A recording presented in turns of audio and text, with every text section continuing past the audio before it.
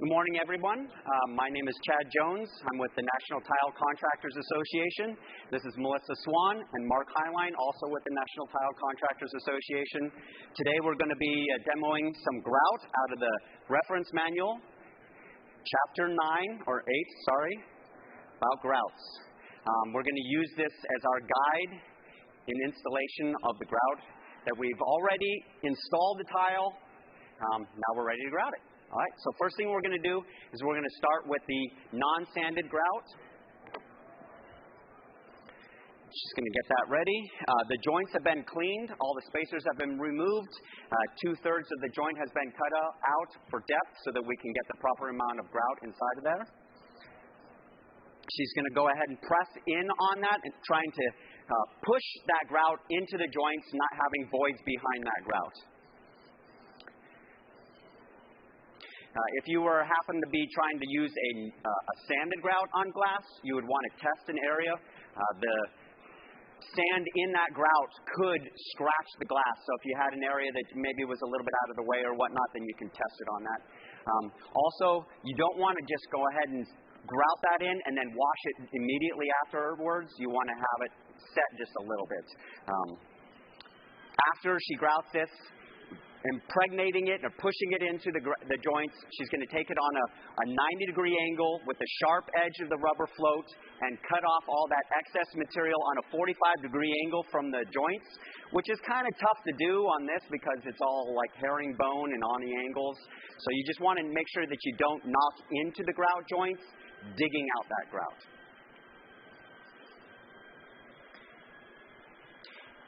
After she's done with that, we're going to move on to sanded grout over on this wall. The non-sanded grouts are from a 1/16 of an inch. That's your minimum grout joint thickness to an 1/8 of an inch.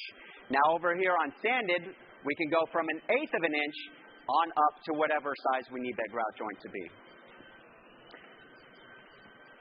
Once again, pulling out all the spacers and getting 2/3 of the way down into the joint so we have a lot of that grout right inside there. We don't want any thin set coming up. We don't want voids. We don't want it to be thick in one area and thinner in the other. You might dry at different temperatures or different times, causing it to look like it's a different shade of grout. She's also packing it in there. If you can see, I'm not sure on the monitors, it's pretty good. But you can see that when she presses it in there, the grout actually almost is trying to come back out of it. So that's nice and impregnated in it. Also, we put backer rod into the corner, which is this material right here, because we do not want to grout into our change of plane, which is our inside corners on the floor and on the wall, our inside corners, and any change of material. We wouldn't want a hard grout up to, let's say, wood. We wouldn't want to do that. We want to make sure that we have an expansion joint in there. Also, and if it's an interior, we want to make sure that we don't go over 25 feet for an expansion joint. Unless there's sun directly on it, then we would want to go no more than 12 feet. Exterior, that would shrink down to 8 to 12 feet. She's doing a pretty good job here. Now we're going to go back to this non-sanded grout. It's had a little bit of time to set up. She's going to take her sponge, and I would suggest you basically take over the whole area or a good amount of area that you've done to kind of just wetten up a little bit, but not super wet. Just a little bit to get it kind of re-emulsified in that. Go ahead, Matt. How do we know it's ready to wipe?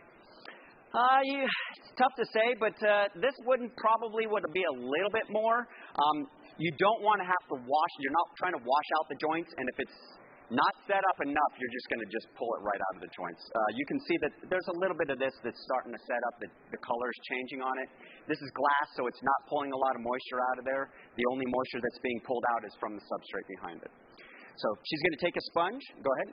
How wet, damp should my sponge be? Yeah, like I mentioned earlier, you don't want it to be too wet. You just want to be able to get some moisture on the wall. So you're going to basically try to wring that sponge out almost as much as you can. Then I would just go ahead and just get a quick wipe over the whole entire surface. And we're going to form the joints. That's our step now? Right now I'm just basically trying to get water on all of it, just spreading it all out. I like to get the whole area wet real quick and then come back and then form all the joints. It makes it so that If you have a little bit that's on there, it's not as hard to form that. It doesn't get stuck, and you have to go over that same area over and over. Where you're trying to take down a high spot, you end up taking down a low spot even lower in that case. She's going to go also one more time on the 45-degree angle from the material, which is in this case a 90 to you guys, either up and down or side to side. Even nice pressure on there, pushing in on the sponge, and then using that front edge to drag. If you notice also, she's taking one pass down, flipping it, and then going another pass. She's not smearing it around. And then she's handing it off to Mark, which makes it for more efficiency. He's wringing it out, getting her a new sponge, and giving it right back. On the water, we want to make sure that we don't use the bucket and have basically grout on the bottom of it. We want it to be clear, clean water. If at any point it gets too murky, you're going to want to switch that out. So that's looking pretty decent. We can also let that set up a little bit, and then we would come back and do a final wash. Let's move on over to our sanded grout. She's going to do basically the same thing. I would suggest getting the whole thing just a little bit wet. You see how she's kind of getting it all wet again, taking down those thick spots, then it's going to be easier to wipe down afterwards. Then she'll take her sponge on a 45-degree angle and start cleaning it, forming the joints, and then clean wash it. And then this backer rod makes it nice and easy so that we can get a little bit of grout in that change of plane, which is the inside corners, and then pull that right out, and it's easy to clean. No grout has got inside there. We want to make sure that... Go ahead. What was your question? What's that? I'm sorry? So another trick to do is you put in 2 rows of the backer rod. You put one inside there in order to prevent to keep the silicone away from the wall, because you only want to be stuck to 2 sides so that it'll expand. But if you put 2 layers of that backer rod in there, you peel off the first layer, allowing you to caulk into that second layer. That's a really good question.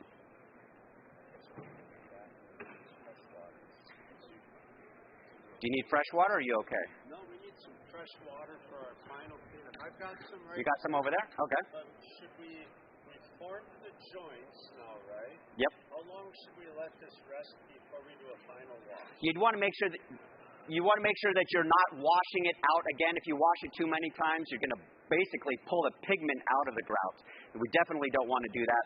So right now she's got them nice and formed. We can let that sit a little bit. It'll basically start to dry off on the top, and you can see the grout turning to the color that it's actually going to be. In this case, it's going to be a much lighter tan.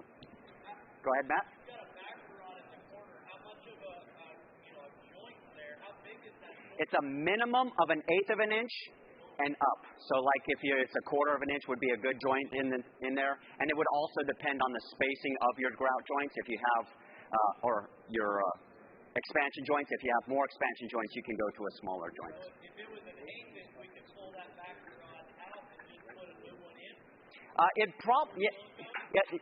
Like I mentioned, it's best to, like, if you have the depth for it, to put 2 layers of backer rod in there so that you pull the one layer out to get it clear of joint, to clear it of grout, and then that second layer inside there stays in there, and then you're caulking right over the top of that. Chad, could you ask the camera if they can zoom into our... Can you zoom into our water right here? We did a first wash on one of them, and then we have another clean water. We want you to look at the difference between what fresh water is. So this water is just a little bit too old right here. We'd want to get rid of that one. Definitely not for a final wash or a clean wash. We're going to want to go right to the new clean bucket. All right, when she gets back, let's go ahead and final wash this. And then we'll move on to epoxy grout. Once again, Mark is going to wring out that sponge nice and dry, not too wet, and she's going to go on a 90-degree angle. One swipe, turn, one swipe. Another thing is you don't want to start in the middle of a dirty area, because then you're going to load your sponge with dirt, and then it's just going to go ahead and streak from that. If you can, start in a clean area and pull into that dirty area. 45-degree angle, one swipe, turn, handing it off. If she needs to, she can come back and get another little bit right there. There we go, nice and clean. Full joints, try not to round them out too much, trying to keep them nice and full. In a perfect world, we might want to even let this set up a little bit more. Right now it's a little bit wet, so we're going to be pulling out a little bit of that joint. All right. So now we would pull the backer rod out of here.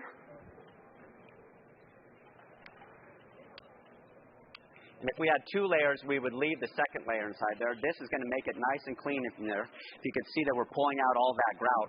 That we don't want inside there for our expansion joint. Any material in there, whether it's thin sit or grout, has to come out of there. All right, let's pull this back a little bit. If we do a super dry sponge, get that nice and clean. With epoxy, one thing you want to do too is take your sponge, wring it out almost 100%, and then you're going to put a coating of water all over the surface of the tile. That's going to make for like a grout release of sorts. Basically, it makes it so that it doesn't stick or get too hard on the tile, but we're wanting to make sure that our joints are nice and full and dry. She's going to use an epoxy rubber float here.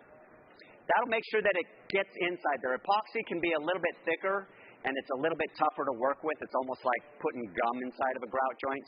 What's the difference between that float and these other ones we've been using? So a lot of the other... What about that blue one there? Yeah, so a lot of the other ones have like this softer foam. This one's actually a little bit thicker and a little bit denser, but this one is all rubber, so it's going to really push inside there. All right, go ahead, Melissa. She's going to put epoxy grout inside the joints, getting out what she needs, and then pressing it in there, just like we did with the walls, nice and firm. When she's done, she's going to cut it at a 45-degree angle using that sharp edge of the rubber float to clean it off. With epoxy grout, you're going to want to clean off as much of the material as you can off of the face, not leaving it too dirty. It's going to make it a lot easier for cleaning. Also, you wouldn't want to let this go. Epoxy grout, you don't need to wait so much. Once it starts going off, it's going to start going off. We're not going to wait on this one. We did need to wait for the sanded and the non-sanded. Cement grout needs a little bit of time. How much water on our sponge? Pretty dry. We want to make it pretty dry. We don't want the water inside there. If we get too much water inside there, we're going to make pinholes, bubbles. We're going to wash it out. We want it to be pretty dry. She's going to start by just go ahead and forming all the joints, getting the epoxy off of the face of the tile. Mark's going to keep on feeding her a sponge, and then she's going to go on the...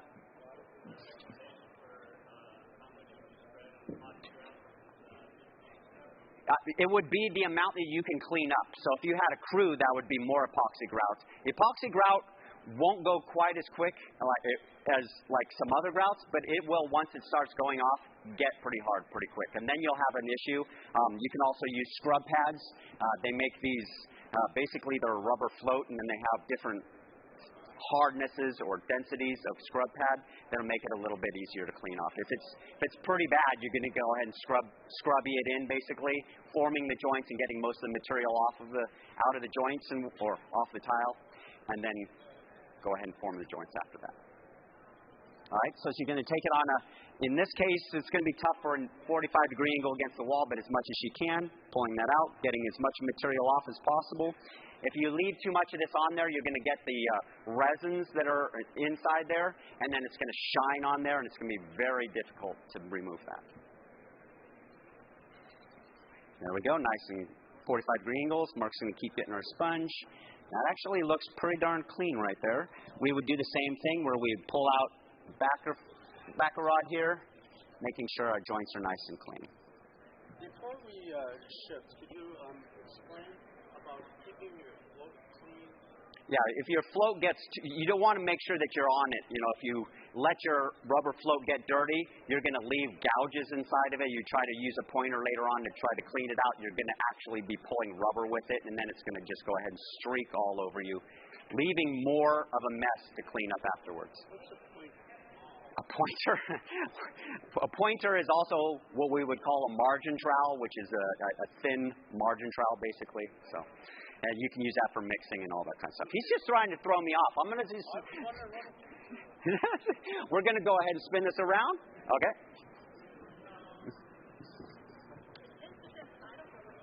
Yeah, that's fine, but he's not doing it necessarily for you. He's doing it to mess me up if possible. Go ahead. There we go. Yeah, he's thinking of you. That's what it is. All right. So on this... Can the camera show us again our water? Can we see the water again, the bucket of water? Get that sponge out of there.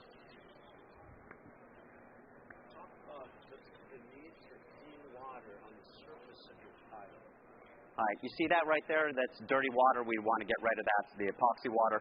If we use that dirty water, it has all those components inside there that are not solids or whatnot. They're going to leave on there. It's keeping a shine on there, and then that's very difficult to get off. So we'd want to use as much clean water as possible. We're going to go ahead and use a manufacturer's single component grout on this side. There's no mixing of this unless there's a little bit of a separation on the top. She's going to pull the top off. There's going to be a sponge in there, and then in a lot of cases a piece of plastic to keep it from drying out. In some cases, you might find a little bit of moisture on there that's been basically pulled from there. It's just separated a little bit. You would just go ahead and use your margin trowel or pointer to go ahead and mix that up. I guess that's the case right there. What's a pointer? So she's going to... Yeah, that's a proprietary sponge that they throw inside there. We're going to go ahead and use that sponge. It might have something in there that they want us to use on that, keeping it nice and clean. And it's got really nice square edges on it, so it's going to go ahead and keep it really nice and clean and not dig into it. If you notice, she's going to pull out as much material as she can and to use, and then she's going to go ahead and close the bucket because this material actually gets hard with exposure. So we want to go ahead and close that so that we can use that material later on. And put the plastic back inside there. And then she's going to, yeah, that's our Vanna White right there. She'll close the bucket up and then go ahead and get that in there. Once again, pushing it into the joints nice, tight, making sure that we don't get into our expansion joints, anything. She's going to push it in and then clean off as much as she can, and then we're going to go ahead and wash that trowel or that rubber float off as soon as possible because it'll get pretty hard. Matt, what do you have to throw me off? Are there areas that we would want to use this in or not use this grouting? What are our Yeah, that's a good one. I don't know that one. So it's a manufacturer's guidelines. You would want to make sure that you're using that in the proper spaces. This one actually flexes a little bit more, so that would give you a little bit more of a flexibility with that. And then if you can, but it would be you would want to make sure that it's fully dried before you use that, and you check with your manufacturer's specs on that. She's going to go ahead and clean that in, forming the joints, getting off as much material as she can, and then go ahead on that 45-degree angle, nice and clean. Flipping it each time, getting a new sponge, new clean water. Starting out a clean edge and moving yourself into that. Go ahead, Mark. Answer Matt's question. Go ahead. I'll just give it to you and you can tell them. Sometimes on there they'll tell you in a wet area it must cure for 7 days. If it says that, it's absolutely critical. Yeah. What he's saying is sometimes the manufacturer's guidelines will say that it must cure for 7 days, and that's why I was saying it must cure. So you read each individual one. This one's, let's say, 7 days. Don't go in there beforehand. It'll re-emulsify, and you're going to be all kinds of trouble. She's got this pretty clean here. We're going to go ahead and, it's pretty clean. Let's do a final wash on it real quick. We have some fresh water. We have a fresh water bucket right here.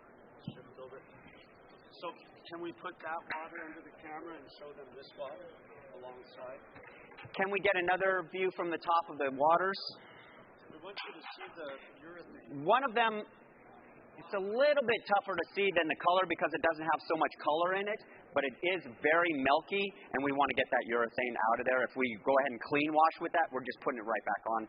If you've ever used these single component grouts, they'll get like a haze on them if you don't clean it right, and it'll be very difficult to take out. Lots and lots of fresh water. Yeah, lots and lots of fresh water. She's going to take the clean sponge, give it one more clean swipe, 45-degree angle from the joints, starting in a clean edge.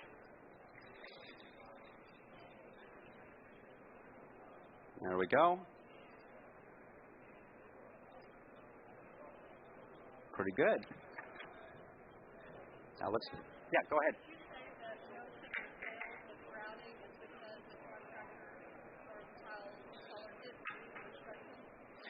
Yes, definitely. What she's asking is if most of failures with grouts are because they're not reading the instructions. Grouts have changed just like thin sets have changed, just like all the other materials. Our tiles are different. They're bigger. We want to read the manufacturer's guidelines and make sure that we're following those.